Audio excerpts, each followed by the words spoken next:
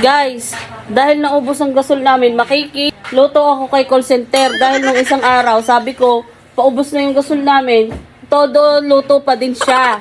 Tingnan nyo guys, oh, ayaw nang kumaltes. Yun, nakaltes yun. Tingnan nyo, oh, hina.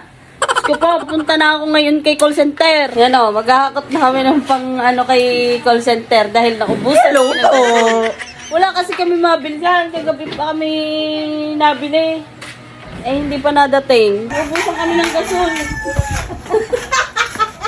Naubusan kami ng gasol, guys.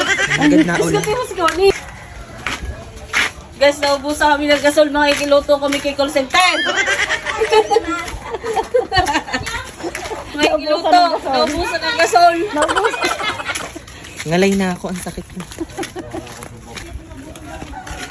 Aray ko, ang sakit. Diyos ko, nabalian pa ng buto ang aking kasama. Call center! Makikiluto ako sa iyo. Naubusan kami ng gasol. Yan ang sinasabi ko. Hoy! Teka! Anong teka? Yan ang Wala sinasabi. teka na yan. Yan ang sinasabi ko. Pag ako ang makikiluto sa kanila, ang daming sinasabi. Sana all unat. Ngayon, dala lahat. Ang dami kang lulutuin. Ilan makabibili lang ng gasol ko. Yan ang magaling. Pag ako, ang daming nasasabi. Kukuhanin ko lang yung nagamit mo sa amin. Hoy! Kampiraso lang yung nagamit ha. Kumbaga, Rachel ang gasol, kakaganto na gamit ko. Ganun lang din ang gagawin ko.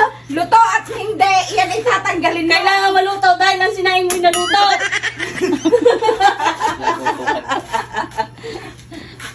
Sana all unat ang buhok. Diyos ko, nakakapagod maghakot ng gamit. Magaling na bata.